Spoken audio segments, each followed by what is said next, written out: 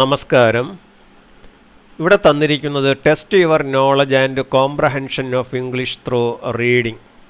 വായനയിലൂടെ ഇംഗ്ലീഷിലുള്ള നിങ്ങളുടെ അറിവും ഇംഗ്ലീഷ് മനസ്സിലാക്കുവാനുള്ള കഴിവും പരിശോധിക്കുകയാണ് നമ്മൾ ഇന്ന്. അതിലേക്ക് വളരെ ലളിതമായ രീതിയിൽ ഒരു കഥ ഇവിടെ അർത്ഥസഹിതം ഈ വീഡിയോയുടെ ആദ്യ ഭാഗത്തിൽ വിവരിക്കുകയാണ്. ഈ വീഡിയോയുടെ അവസാന ഭാഗത്ത് അതേ കഥ ശബ്ദമില്ലാതെ വെറും ലേഖനമായി തന്നിരിക്കുകയുമാണ്. ഈ ലേഖനം നിങ്ങൾ സ്വയം വായിച്ച് അതിൻ്റെ അർത്ഥം നിങ്ങൾ സ്വയം നൽകി അത് വായിക്കുവാൻ ശ്രമിക്കണം. അർത്ഥം മനസ്സിലാക്കുവാൻ ബുദ്ധിമുട്ട് വരികയാണെങ്കിൽ ഈ വീഡിയോയുടെ ആദ്യ ഭാഗം വീണ്ടും കണ്ട് അർത്ഥം മനസ്സിലാക്കി മുമ്പോട്ട് പോകേണ്ടതുമാണ്. ഇതുപോലുള്ള വീഡിയോകൾ തുടർന്നും കാണുന്നത് മൂലം ഇംഗ്ലീഷ് ഭാഷയിലെ ഗ്രന്ഥങ്ങളും ലേഖനങ്ങളും വായിച്ച് എളുപ്പം ആശയം മനസ്സിലാക്കുവാൻ നിങ്ങൾക്ക് കഴിയുന്നതാണ്. ഇനി നമുക്ക് വീഡിയോയിലോട്ട് കടക്കാം. ഇംഗ്ലീഷ് റീഡിംഗ് പ്രാക്ടീസ്, ഇംഗ്ലീഷ് വായിക്കുവാനുള്ള പരിശീലനം. ഇവിടെ ഒരു കഥ തന്നിരിക്കുകയാണ്. ഞാൻ ആ കഥ വായിച്ച് അതിൻ്റെ അർത്ഥം വിശദമായി പറയുകയാണ്. Once upon a time, there was a greedy dog who lived in a village. He was always hungry and constantly searching for food. One day, while roaming the streets, he came across a butcher's shop. ഇനി നമുക്ക് അർത്ഥം നോക്കാം. Once upon a time, പണ്ടൊരിക്കൽ, there was, ഉണ്ടായിരുന്നു, A greedy dog, അത്യാഗ്രഹിയായ ഒരു പട്ടി, who lived, ആരാണോ ജീവിച്ചിരുന്നത്, ഇൻ എ വില്ലേജ്, ഒരു ഗ്രാമത്തിൽ. He was always hungry, he was, അവൻ ആയിരുന്നു, ഓൾവേസ്, എല്ലായ്പ്പോഴും, ഹംഗ്രി, വിശപ്പുള്ള, ആൻഡ്, കൂടാതെ, കോൺസ്റ്റൻ്റ്ലി, നിരന്തരം അല്ലെങ്കിൽ സ്ഥിരമായി, സെർച്ചിങ് ഫോർ ഫുഡ്, ആഹാരം തേടി നടക്കുകയും ചെയ്തിരുന്നു. ഹി വാസ് ഓൾവേസ് ഹംഗ്രി, അവൻ എല്ലായ്പ്പോഴും വിശപ്പായിരുന്നു. അതുപോലെ തന്നെ he was constantly searching for food, അവൻ നിരന്തരം ആഹാരം തേടി നടക്കുകയും ചെയ്തിരുന്നു. വൺ ഡേ, ഒരു ദിവസം, വൈൽ റോമിംഗ് ദ സ്ട്രീറ്റ്സ്, തെരുവുകളിലൂടെ അലയുമ്പോൾ, ഹി കെയിം എക്രോസ്, അവൻ കടന്നു വന്നു അല്ലെങ്കിൽ യാദൃച്ഛികവശാൽ കണ്ടുമുട്ടി, അതുമല്ലെങ്കിൽ ആകസ്മികമായി കണ്ടുമുട്ടി, എ ബുച്ചേഴ്സ് ഷോപ്പ്, ഒരു ബുച്ചറിൻ്റെ പീടിക അല്ലെങ്കിൽ കട. അപ്പോൾ ബുച്ചർ എന്ന് പറയുന്നത് കശാപ്പുകാരൻ, ബുച്ചേഴ്സ് കശാപ്പുകാരൻ്റെ, ബുച്ചേഴ്സ് ഷോപ്പ് കശാപ്പുകാരൻ്റെ പീടിക. അപ്പോൾ നമുക്ക് അർത്ഥം ഒന്നുകൂടെ എടുക്കാം. വൺസ് അപ്പോൺ എ ടൈം, പണ്ടൊരിക്കൽ, there was a greedy dog, അത്യാഗ്രഹിയായ ഒരു പട്ടി ഉണ്ടായിരുന്നു, who lived in a village, ഗ്രാമത്തിൽ ജീവിച്ചിരുന്ന അത്യാഗ്രഹിയായ ഒരു പട്ടി ഉണ്ടായിരുന്നു. ഹി വാസ് ഓൾവേസ് ഹംഗ്രി, അവൻ എല്ലായ്പ്പോഴും വിശപ്പായിരുന്നു, and constantly searching for food, നിരന്തരം അവൻ ആഹാരം തേടി നടക്കുകയും ചെയ്തിരുന്നു. വൺ ഡേ, ഒരു ദിവസം, വൈൽ റോമിംഗ് ദ സ്ട്രീറ്റ്സ്, തെരുവുകളിലൂടെ അലഞ്ഞു തിരിയുമ്പോൾ, he came across A butchers shop, അവൻ യാദൃച്ഛികവശാൽ അല്ലെങ്കിൽ ആകസ്മികമായി ഒരു ബുച്ചറിൻ്റെ പീടികയുടെ അടുത്ത് എത്തിച്ചേർന്നു. The aroma of the meet was irresistible, and the dogs mouth വാട്ടേഡ് at the sight of the delicious meet ഹാങ്ങിങ് outside the shop. Unable to resist the temptation, the greedy dog decided to steal a large piece of meat. He waited until no one was around, and then grabbed the meat in his mouth and ran away. ഇനി നമുക്ക് അർത്ഥം നോക്കാം. The aroma of the meat was irresistible. The aroma of the meat. Aroma എന്ന വാക്കിനർത്ഥം സുഗന്ധം, മണം, ഗന്ധം എന്നൊക്കെയാണ്. Meet എന്ന വാക്കിന് ഇറച്ചി അല്ലെങ്കിൽ മാംസം എന്നാണ് അർത്ഥം. The aroma of the meet, ഇറച്ചിയുടെ മണം, വാസ്, ആയിരുന്നു, ഇറസിസ്റ്റിബിൾ, തടയാൻ കഴിയാത്തത്. അപ്പോൾ ഇറച്ചിയുടെ മണം തടയുവാൻ കഴിയാത്തതായിരുന്നു. And the dogs mouth വാട്ടേഡ് at the sight of the delicious meet ഹാങ്ങിങ് ഔട്ട്സൈഡ് ദ ഷോപ്പ്. എന്നിട്ട് എന്താ പറയുന്നത്? ദ ഡോഗ്സ് മൗത്ത് വാട്ടേഡ്, പട്ടിയുടെ വായ വെള്ളം കൊണ്ട് നിറഞ്ഞു, അല്ലെങ്കിൽ പട്ടിയുടെ വായിൽ നിന്ന് വെള്ളം ഒലിച്ചു കൊണ്ടിരുന്നു. ഇവിടെ വെള്ളം കൊണ്ട് നിറഞ്ഞു എന്നർത്ഥമാണ്. At the sight of the delicious meat, sight എന്ന വാക്കിനർത്ഥം കാഴ്ച. At the sight of the delicious meat, delicious എന്ന വാക്കിനർത്ഥം രുചികരമായ. അപ്പോൾ at the sight of the delicious meat എന്ന് വെച്ചാൽ രുചികരമായ ഇറച്ചിയെ കണ്ടപ്പോൾ, അല്ലെങ്കിൽ കണ്ട മാത്രയിൽ. ആ ഇറച്ചി എവിടെയായിരുന്നു? ഹാങ്ങിങ് ഔട്ട്സൈഡ് ദി ഷോപ്പ്, ഷോപ്പിന് വെളിയിൽ ഹാങ്ങിങ് തൂക്കി ഇട്ടിരിക്കുകയായിരുന്നു. ഹാങ്ങിങ് ഔട്ട്സൈഡ് ദ ഷോപ്പ്, ഷോപ്പിന് വെളിയിൽ അത് തൂക്കിയിട്ടിരിക്കുകയായിരുന്നു. ഷോപ്പ് എന്ന വാക്കിനർത്ഥം തെക്കൻ കേരളത്തിൽ കടയെന്നും മധ്യ കേരളത്തിലും വടക്കൻ കേരളത്തിലും പീടിക എന്നുമാണ് പറയാറുള്ളത്. അപ്പോൾ നമ്മൾ അർത്ഥമെടുക്കേണ്ടത് പീടികയുടെ അല്ലെങ്കിൽ കടയുടെ വെളിയിൽ തൂക്കിയിട്ടിരിക്കുകയായിരുന്ന രുചികരമായ ഇറച്ചിയെ കണ്ടപ്പോൾ പട്ടിയുടെ വായിൽ നിന്ന് വെള്ളമൂറി. അടുത്ത് unable to resist the temptation. Unable to resist, തടയുവാൻ കഴിഞ്ഞില്ല. ദ ടെംപ്റ്റേഷൻ, ആകർഷണം അല്ലെങ്കിൽ പ്രലോഭനം. ഇറച്ചിയോടുള്ള പട്ടിയുടെ ആകർഷണം അല്ലെങ്കിൽ പ്രലോഭനം തടയുവാൻ കഴിയാത്തതിനാൽ ദ ഗ്രീഡി ഡോഗ്, അത്യാഗ്രഹിയായ പട്ടി, ഡിസൈഡഡ് തീരുമാനിച്ചു, ടു സ്റ്റീൽ മോഷ്ടിക്കുവാൻ, a large piece of meat, ഇറച്ചിയുടെ ഒരു വലിയ കഷണം. നമ്മൾ അർത്ഥമെടുക്കുമ്പോൾ ഇങ്ങനെ എടുക്കാം. Unable to resist the temptation, ഇറച്ചിയോടുള്ള പട്ടിയുടെ ആകർഷണം തടയുവാൻ കഴിയാത്തതിനാൽ ദ ഗ്രീഡി ഡോഗ് ഡിസൈഡഡ്, അത്യാഗ്രഹിയായ പട്ടി തീരുമാനിച്ചു, ടു സ്റ്റീൽ മോഷ്ടിക്കുവാൻ, a large piece of meat, വലിയൊരു കഷ്ണം ഇറച്ചി.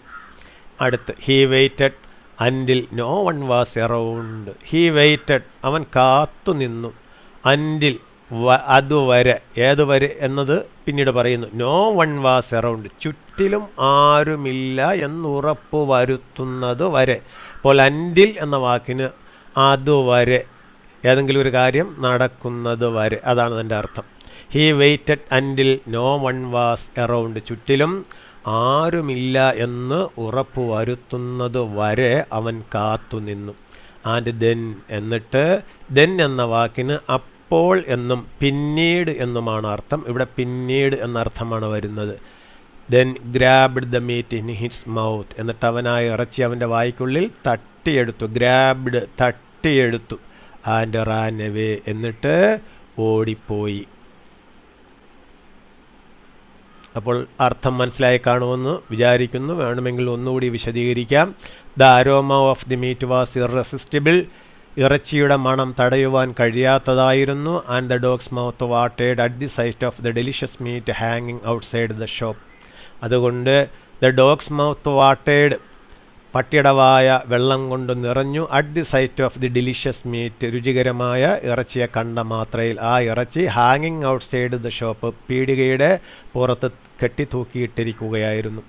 Enable to resist the temptation, ഇറച്ചിയോടുള്ള പട്ടിയുടെ ആകർഷണം തടയുവാൻ കഴിയാത്തതിനാൽ ദ ഗ്രീഡി ഡോഗ് ഡിസൈഡഡ്, അത്യാഗ്രഹിയായ പട്ടി തീരുമാനിച്ചു, to steal a large piece of meat, വലിയൊരു കഷ്ണം മോഷ്ടിക്കുവാൻ.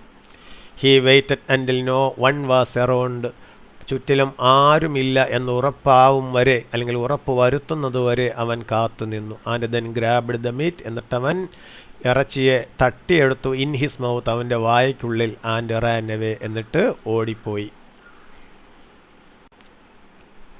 As he was running, he had to cross a bridge over a river. Looking down into the water, he saw his reflection, but he mistook it for another dog with an even bigger piece of meat. Filled with greed and envy, the dog thought, I must have that meat too. So he barked at his own reflection, hoping to scare away the other dog and take its meat. അർത്ഥം നോക്കാം. As he was running, അവൻ ഓടിക്കൊണ്ടിരുന്നപ്പോൾ, he had to cross a bridge over a river, ഒരു നദിയുടെ മുകളിലുള്ള ഒരു പാലത്തെ അവന് മുറിച്ച് കടക്കേണ്ടി വന്നു. ക്രോസ് എന്ന് വെച്ചാൽ മുറിച്ച് കടക്കുക. Looking down into the water, താഴെ വെള്ളത്തിലേക്ക് നോക്കിയപ്പോൾ, ഹി സോ ഹിസ് റിഫ്ലക്ഷൻ, അവൻ അവൻ്റെ പ്രതിബിംബത്തെ കണ്ടു. ബട്ട് ഹി മിസ്റ്റുക്ക് ഇറ്റ്, പക്ഷെ അവൻ അതിനെ തെറ്റിദ്ധരിച്ചു. ഫോർ അനദർ ഡോഗ്, മറ്റൊരു പട്ടിയായിരിക്കുമെന്ന്. With an even bigger piece of meat, ഇതിലും വലിയൊരു കഷ്ണം ഇറച്ചിയും പിടിച്ചുകൊണ്ട് മറ്റൊരു പട്ടിയാണ് അവിടെ നിൽക്കുന്നതെന്ന് അവൻ തെറ്റിദ്ധരിച്ചു. Filled with greed and envy, അത്യാഗ്രഹവും എൻവി അസൂയയും നിറഞ്ഞതുകൊണ്ട്, അല്ലെങ്കിൽ അവൻ്റെ മനസ്സ് മൊത്തവും ഗ്രീഡ് അത്യാഗ്രഹവും എൻവി അസൂയയുമായതുകൊണ്ട്, ദ ഡോഗ് തോട്ട്, ആ പട്ടി ചിന്തിച്ചു. തിങ്ക് ചിന്തിക്കുക, അതിൻ്റെ പാസ്റ്റ് ടെൻസാണ് തോട്ട് ചിന്തിച്ചു. അവൻ ചിന്തിച്ചതാണ് അടുത്ത് പറയുന്നത്. I must have that meat too, എനിക്ക് ആ ഇറച്ചിയും കിട്ടണം, അല്ലെങ്കിൽ എനിക്ക് ആ ഇറച്ചിയും വേണം. ഇവിടെ മീറ്റ് ടു എന്ന് വെച്ചാൽ ഇറച്ചിയും, ടു എന്ന് വെച്ചാൽ എന്ന അർത്ഥമാണ് ഇവിടെ വരുന്നത്. ചില സാഹചര്യങ്ങളിൽ ടു എന്ന് വെച്ചാൽ വളരെ എന്ന അർത്ഥം കൊടുക്കാറുണ്ട് നമ്മൾ. സോ ഹി ബാർക്ക്ഡ്, അതുകൊണ്ട് അവൻ കുരച്ചു. അറ്റ് ഹിസ് ഓൺ റിഫ്ലക്ഷൻ, അവൻ്റെ സ്വന്തം പ്രതിബിംബത്തിൻ്റെ നേർക്ക്. ഹോപ്പിംഗ്, പ്രതീക്ഷിച്ചുകൊണ്ട്. To scare away the other dog and take its meat, മറ്റേ പട്ടിയെ ഭയപ്പെടുത്തി അകറ്റാമെന്നും അവൻ്റെ ഇറച്ചി എടുക്കാമെന്നും പ്രതീക്ഷിച്ചുകൊണ്ട്. He barked at his own reflection, അവൻ അവൻ്റെ സ്വന്തം പ്രതിബിംബത്തിൻ്റെ നേരെ കുരച്ചു. അപ്പോൾ അർത്ഥം ഒന്നുകൂടെ നമുക്ക് നോക്കാം. ആസ് ഹി വാസ് റണ്ണിങ്, അവൻ ഓടിക്കൊണ്ടിരുന്നപ്പോൾ. ഹി ഹാഡ് ടു ക്രോസ്, അവന് മുറിച്ച് കടക്കേണ്ടി വന്നു. എ ബ്രിഡ്ജ്, ഒരു പാലം. ഓവർ എ റിവർ, ഒരു നദിയുടെ മുകളിൽ. Looking down into the water, താഴെ വെള്ളത്തിൽ നോക്കിയപ്പോൾ. ഹി സോ ഹിസ് റിഫ്ലക്ഷൻ, അവൻ അവൻ്റെ പ്രതിബിംബത്തെ കണ്ടു. ബട്ട് ഹി മിസ്റ്റേക്ക് ഇറ്റ്, പക്ഷെ അവൻ അതിനെ തെറ്റിദ്ധരിച്ചു. ഫോർ അനദർ ഡോഗ്, മറ്റൊരു പട്ടിയായിരിക്കുമെന്ന്. With an even bigger piece of meat, ഇതിലും വലിയൊരു കഷ്ണം ഇറച്ചിയും കൊണ്ട്. Filled with greed and envy, അത്യാഗ്രഹവും അസൂയയും നിറഞ്ഞതുകൊണ്ട്. ദ ഡോഗ് തോട്ട്, പട്ടി ചിന്തിച്ചു. I must have that meat too, I must have that meat too, എനിക്ക് ആ ഇറച്ചിയും കിട്ടണം, അല്ലെങ്കിൽ എനിക്ക് ആ ഇറച്ചിയും വേണം എന്നവൻ ചിന്തിച്ചു. സോ അതുകൊണ്ട് he barked at his own reflection, അതുകൊണ്ട് അവൻ്റെ സ്വന്തം പ്രതിബിംബത്തിൻ്റെ നേർക്ക് കുരച്ചു. ഹോപ്പിംഗ്, പ്രതീക്ഷിച്ചുകൊണ്ട്. To scare away the other dog and take its meat, മറ്റേ പട്ടിയെ പേടിപ്പിച്ചകറ്റാമെന്നും അവൻ്റെ ഇറച്ചി എടുക്കാമെന്നും പ്രതീക്ഷിച്ചുകൊണ്ട് ഈ പട്ടി സ്വന്തം പ്രതിബിംബത്തിൻ്റെ നേർക്ക് കുരച്ചു. But as he opened his mouth to bark, the piece of stolen meat fell into the river, lost forever. The greedy dog realized his mistake, but it was too late. He had lost the meat he had stolen because of his greediness and foolishness. നമുക്ക് അർത്ഥം നോക്കാം. But, പക്ഷേ, അല്ലെങ്കിൽ എന്നാൽ. As he opened his mouth, അവൻ്റെ വായ തുറന്നതോടെ. To bark, കുരയ്ക്കുവാൻ അവൻ്റെ വായ തുറന്നതോടെ. The piece of stolen meat, മോഷ്ടിക്കപ്പെട്ട ഇറച്ചിയുടെ കഷണം. Fell into the river, നദിയിലേക്ക് വീണു. ഫാൾ എന്ന വാക്കിന് വീഴുക എന്ന് അർത്ഥം. അതിൻ്റെ പാസ്റ്റ് ടെൻസാണ് ഫെൽ, വീണു. ലോസ്റ്റ് ഫോർ എവർ, എന്നേക്കുമായി നഷ്ടപ്പെട്ടു. ലോസ്റ്റ് എന്ന് വെച്ചാൽ നഷ്ടപ്പെട്ടു, ഫോർ എവർ എന്നേക്കും. അപ്പോൾ ഒന്നുകൂടെ നോക്കാം. ബട്ട്, പക്ഷേ, അല്ലെങ്കിൽ എന്നാൽ. As he opened his mouth to bark, കുരയ്ക്കുവാൻ വേണ്ടി അവൻ വായ തുറന്നതോടെ. The piece of stolen meat fell into the river, മോഷ്ടിക്കപ്പെട്ട ഇറച്ചിയുടെ കഷണം നദിയിലേക്ക് വീണു. ലോസ്റ്റ് ഫോർ എവർ, എന്നേക്കുമായി നഷ്ടപ്പെട്ടു. The greedy dog realised his mistake, അത്യാഗ്രഹിയായ ആ പട്ടി. റിയലൈസ്ഡ്, മനസ്സിലാക്കി. റിയലൈസ്ഡ് എന്ന് വെച്ചാൽ യാഥാർത്ഥ്യം മനസ്സിലാക്കി. ഹിസ് മിസ്റ്റേക്ക്, അവൻ്റെ തെറ്റ്. മിസ്റ്റേക്ക് എന്ന് വെച്ചാൽ തെറ്റ് അല്ലെങ്കിൽ അബദ്ധം. ഇവിടെ അത് നാമരൂപമായിട്ട്, നൗണായിട്ടാണ് കൊടുത്തിരിക്കുന്നത്. ഇതിന് വെർബായിട്ട് വരുമ്പോൾ അബദ്ധം പറ്റുക അല്ലെങ്കിൽ തെറ്റ് പറ്റുക എന്ന അർത്ഥമാണ് കിട്ടുക. ഇവിടെ നൗൺ, അബദ്ധം അല്ലെങ്കിൽ തെറ്റ്. അപ്പോൾ ദ ഗ്രീഡി ഡോഗ് റിയലൈസ്ഡ്, അത്യാഗ്രഹിയായ പട്ടിക്ക് കാര്യങ്ങൾ ബോധ്യപ്പെട്ടു, അല്ലെങ്കിൽ അതിൻ്റെ യാഥാർത്ഥ്യം മനസ്സിലായി അല്ലെങ്കിൽ മനസ്സിലാക്കി. ഹിസ് മിസ്റ്റേക്ക്, അവൻ്റെ തെറ്റ്, അവൻ്റെ അബദ്ധം ആ അത്യാഗ്രഹിയായ പട്ടി മനസ്സിലാക്കി. ബട്ട്, പക്ഷേ, ഇറ്റ് വാസ് ടു ലേറ്റ്, പക്ഷേ അത് വളരെ വൈകിപ്പോയിരുന്നു. ഇവിടെ ടു എന്നതിന് വളരെ എന്നാണ് അർത്ഥം. നമ്മൾ തൊട്ട് മുമ്പ് പഠിച്ചപ്പോൾ മീറ്റ് ടു എന്ന് പഠിച്ചപ്പോൾ ഇറച്ചിയും എന്നർത്ഥമാണ് ആ ട്യൂബിന് വന്നത്. പക്ഷേ ഇവിടെ വളരെ എന്ന അർത്ഥമാണ് അതേ ട്യൂബിന് വന്നിട്ടുള്ളത്, ശ്രദ്ധിക്കണം. He had lost the meat he had stolen. He had lost, അവന് നഷ്ടപ്പെട്ടിട്ടുണ്ടായിരുന്നു. ദ മീറ്റ്, ഇറച്ചി. ഹി ഹാഡ് സ്റ്റോളൻ, അവൻ മോഷ്ടിച്ചിട്ടുണ്ടായിരുന്ന ഇറച്ചി അവന് നഷ്ടപ്പെട്ടിട്ടുണ്ടായിരുന്നു. ചുരുക്കത്തിൽ അവൻ മോഷ്ടിച്ച ഇറച്ചി അവന് നഷ്ടപ്പെട്ടു. Because of his greediness and foolishness, അവൻ്റെ അത്യാഗ്രഹവും ഫൂളിഷ്നെസ് വിഡ്ഢിത്തവും മൂലം. ബിക്കോസ് ഓഫ് എന്നത് ഇവിടെ കാരണം, മൂലം എന്നൊക്കെയാണ് അർത്ഥം. ബിക്കോസ് ഓഫിന് ആയതുകൊണ്ട് എന്നൊക്കെയാണ് അർത്ഥം കിട്ടുക. ഇവിടെ അത് കാരണം, അത് മൂലം എന്നുള്ള അർത്ഥമാണ് ബിക്കോസ് ഓഫിന് കിട്ടുന്നത്. അപ്പോൾ നമുക്ക് അർത്ഥം താഴത്തത് ഒന്നുകൂടെ നോക്കാം. He had lost the meat, ഇറച്ചി അവന് നഷ്ടപ്പെട്ടിട്ടുണ്ടായിരുന്നു. ഹി ഹാഡ് സ്റ്റോളൻ, അവൻ മോഷ്ടിച്ചിട്ടുണ്ടായിരുന്ന. എൻ്റെ അർത്ഥം പറയുമ്പോൾ അവൻ മോഷ്ടിച്ചിട്ടുണ്ടായിരുന്ന ഇറച്ചി അവന് നഷ്ടപ്പെട്ടിട്ടുണ്ടായിരുന്നു. Because of his greediness and foolishness, അവൻ്റെ അത്യാഗ്രഹവും വിഡ്ഢിത്തവും കൊണ്ട്. അപ്പം നമുക്ക് അർത്ഥം ഒന്നുകൂടെ നോക്കാം. ബട്ട് പക്ഷേ as he opened his mouth to bark, അവൻ കുരയ്ക്കുവാൻ വേണ്ടി വായ തുറന്നതോടെ the piece of stolen meat fell into the river, അവൻ മോഷ്ടിച്ച അല്ലെങ്കിൽ മോഷ്ടിക്കപ്പെട്ടതായ ആ ഇറച്ചിയുടെ കഷ്ണം നദിയിൽ വീണു. ലോസ്റ്റ് ഫോർ എവർ, എന്നേക്കുമായി നഷ്ടപ്പെട്ടു. ദ ഗ്രീഡി ഡോഗ് റിയലൈസ്ഡ്, അത്യാഗ്രഹിയായ ആ പട്ടിക്ക് യാഥാർത്ഥ്യം ബോധ്യപ്പെട്ടു. ഹിസ് മിസ്റ്റേക്ക്, അവൻ്റെ തെറ്റ് അവന് മനസ്സിലായെന്നാണ്. The dog realised his mistake, പട്ടിക്ക് അവൻ്റെ മിസ്റ്റേക്ക് ബോധ്യമായി. But it was too late, പക്ഷേ അത് വളരെയധികം വൈകിപ്പോയിരുന്നു. He had lost the meat he had stolen, അവൻ മോഷ്ടിച്ച ഇറച്ചി അവന് നഷ്ടപ്പെട്ടു. Because of his greediness and foolishness, അവൻ്റെ വിഡ്ഢിത്തവും അത്യാഗ്രഹവും കൊണ്ട്. From that day on, the dog learned to be content with what he had and never let greed cloud his judgment again. The moral of the story is that greed can lead to loss and regret. It is better to be satisfied with what you have than to constantly desire more and risk losing everything. നമുക്ക് അർത്ഥം നോക്കാം. From that day on, ആ ദിവസം മുതൽ.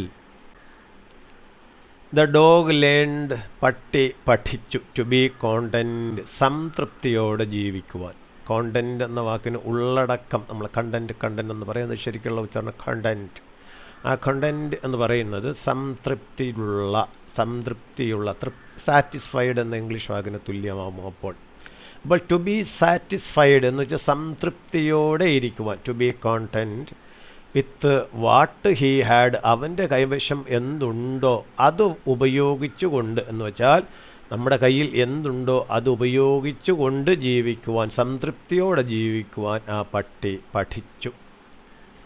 And എന്നിട്ട് never let, ഒരിക്കലും അനുവദിച്ചില്ല. Let എന്ന വാക്കിന് അനുവദിക്കുക, അത് പ്രസൻറ്റ് ടെൻസിലും ലെറ്റ് എന്ന് തന്നെ പറയും. പാസ്റ്റ് ടെൻസിലും ഇതിന് ലെറ്റ് എന്ന രൂപം തന്നെയാണുള്ളത്. പാസ്റ്റ് പാർട്ടിസിപ്പിളിലും ലെറ്റ് എന്ന് തന്നെയാണ് ലെറ്റിൻ്റെ രൂപം. എന്ന് വെച്ചാൽ V1, V2, V3 ഈ 3 രൂപങ്ങളിലും അനുവദിക്കുക, അനുവദിച്ചു എന്ന അർത്ഥത്തിൽ ലെറ്റ് തന്നെയാണ് ഉപയോഗിക്കുക. അപ്പോൾ ഇവിടെ പറയുന്നു never let greed cloud his judgement again, അവൻ ഒരിക്കലും അനുവദിച്ചില്ല. ഗ്രീഡ് ക്ലൗഡ്, ഗ്രീഡ് എന്ന് വെച്ചാൽ അത്യാഗ്രഹം. ക്ലൗഡ് എന്ന വാക്കിന് നമുക്ക് അറിയാം മേഘം എന്നാണ് അർത്ഥം. പക്ഷേ ഇവിടെ അത് വെർബായിട്ട് ഉപയോഗിച്ചിരിക്കുകയാണ്. മൂടുക, മറയ്ക്കുക എന്ന അർത്ഥമാണ് ഇവിടെ ഉള്ളത്. അവൻ ഒരിക്കലും അനുവദിച്ചില്ല അത്യാഗ്രഹം മറയ്ക്കുവാൻ അല്ലെങ്കിൽ മൂടുവാൻ. ഹിസ് ജഡ്ജ്മെൻറ്റ്, അവൻ്റെ വിധി. എഗെയിൻ, വീണ്ടും അവൻ്റെ വിധിയെ അത്യാഗ്രഹം കൊണ്ട് മൂടുവാൻ അവൻ ഒരിക്കലും അനുവദിച്ചില്ല. അടുത്ത് പറയുന്നു the moral of the story, ഈ കഥയുടെ ഗുണപാഠം ഈസ് ദാറ്റ്, എന്തെന്നാൽ greed can lead to loss and regret, അത്യാഗ്രഹം നമ്മളെ നയിക്കും. ഗ്രീഡ് ക്യാൻ ലീഡ്, അത്യാഗ്രഹത്തിന് നയിക്കുവാൻ സാധിക്കും. ടു ലോസ്, നഷ്ടത്തിലേക്കും. ആൻഡ് റെഗ്രറ്റ്, ദുഃഖത്തിലേക്കും അല്ലെങ്കിൽ ഖേദത്തിലേക്കും. എന്ന് വെച്ചാൽ അത്യാഗ്രഹം മൂലം നമുക്കെല്ലാം നഷ്ടപ്പെടുമ്പോൾ നമുക്ക് ഖേദിക്കേണ്ടതായി വരുമെന്നുള്ളത് യാഥാർത്ഥ്യമാണ്. അതുകൊണ്ട് it is better to be satisfied, it is better, അത് നല്ലതാണ്. ടു ബി സാറ്റിസ്ഫൈഡ്, തൃപ്തിയോടെ ഇരിക്കേണ്ടത്. വിത്ത് വാട്ട് യു ഹാവ്, നിങ്ങളുടെ കൈവശം എന്തുണ്ടോ അത് ഉപയോഗിച്ചുകൊണ്ട്. സംതൃപ്തിയോടെ ഇരിക്കുന്നതായിരിക്കും ബെറ്റർ, കൂടുതൽ നല്ലത്. Than to constantly desire more, സ്ഥിരമായി കൂടുതൽ ആഗ്രഹിക്കുന്നതിനേക്കാളും. ദാൻ എന്ന് വെച്ചാൽ കാളും. Than to constantly desire more, നിരന്തരം കൂടുതൽ ആഗ്രഹിക്കുന്നതിനേക്കാളും. ആൻഡ് റിസ്ക് ലൂസിങ് എവറിത്തിങ്, അതുപോലെ എല്ലാം നഷ്ടപ്പെടുവാനുള്ള സാധ്യതയേക്കാളും. എല്ലാം നഷ്ടപ്പെടുവാനുള്ള സാധ്യതയേക്കാളും, അതുപോലെ എല്ലാം കൂടുതൽ വേണം വേണം എന്ന് നിരന്തരം ആഗ്രഹിക്കുന്നതിനേക്കാളും നമ്മുടെ കയ്യിൽ എന്തുണ്ടോ അത് ഉപയോഗിച്ചുകൊണ്ട് സംതൃപ്തിയോടെ ജീവിക്കുന്നതാണ് നല്ലത് എന്നാണ് ഈ കഥയുടെ ഗുണപാഠം. നമ്മളൊരു കഥ കേട്ട് കഴിഞ്ഞിരിക്കുന്നു. ഇനി ഇവിടെ തന്നിരിക്കുന്നത് test your knowledge and comprehension of English through reading. Test എന്ന് വെച്ചാൽ പരിശോധിക്കുക, യുവർ നോളജ് നിങ്ങളുടെ അറിവ്, ആൻഡ് എന്നിട്ട് കോംപ്രഹെൻഷൻ ഓഫ് ഇംഗ്ലീഷ് ഇംഗ്ലീഷ് മനസ്സിലാക്കുവാനുള്ള കഴിവ്. കോംപ്രഹെൻഷൻ എന്ന് വെച്ചാൽ ധാരണ എന്ന് വെച്ചാൽ എന്തെങ്കിലും കാര്യത്തെപ്പറ്റി മനസ്സിലാക്കുവാനുള്ള കഴിവ്, അതാണ് കോംപ്രഹെൻഷൻ. അപ്പോൾ കോംപ്രഹെൻഷൻ ഓഫ് ഇംഗ്ലീഷ് ഇംഗ്ലീഷ് മനസ്സിലാക്കുവാനുള്ള നിങ്ങളുടെ കഴിവും, അതുകൂടാതെ നോളജും എന്ന് വെച്ചാൽ ഇംഗ്ലീഷിനെ പറ്റിയുള്ള നിങ്ങളുടെ അറിവും ഇംഗ്ലീഷ് മനസ്സിലാക്കുവാനുള്ള കഴിവും ത്രൂ റീഡിങ് വായനയിലൂടെ ഇംഗ്ലീഷ് മനസ്സിലാക്കുവാനുള്ള കഴിവും ഇംഗ്ലീഷിനെ പറ്റിയുള്ള നിങ്ങളുടെ അറിവും ഇവിടെ പരിശോധിക്കുന്നു എന്നാണ് ഇവിടെ എഴുതിയിരിക്കുന്നത്. അപ്പോൾ നമ്മളൊരു കഥ കേട്ട് കഴിഞ്ഞു. ഇനി ആ കഥ ശബ്ദമില്ലാതെ ഇതിന് ശേഷം തന്നിരിക്കുകയാണ്. നിങ്ങൾ ആ കഥ വീണ്ടും വായിക്കണം. വായിച്ച് തുടക്കം മുതൽ ഒടുക്കം വരെ അത് വായിച്ച് ഓരോ സെൻറ്റൻസിൻ്റെയും ഓരോ വാക്കിൻ്റെയും അർത്ഥം മനസ്സിലാക്കണം. എവിടെയെങ്കിലും അർത്ഥം മനസ്സിലാക്കുവാൻ ബുദ്ധിമുട്ട് അനുഭവപ്പെടുകയാണെങ്കിൽ ഈ വീഡിയോ തുടക്കം മുതൽ കണ്ട് വീണ്ടും അർത്ഥം മനസ്സിലാക്കിയിട്ട് മുമ്പോട്ട് പോകണം. ഇങ്ങനെ പ്രാക്ടീസ് ചെയ്യുന്നത് മൂലം നമുക്ക് ഭാവിയിൽ എല്ലാത്തരം ഇംഗ്ലീഷ് ലേഖനങ്ങളും ഇംഗ്ലീഷ് ഗ്രന്ഥങ്ങളും വളരെ എളുപ്പം വായിച്ച് മനസ്സിലാക്കുവാൻ കഴിയുന്നതായിരിക്കും.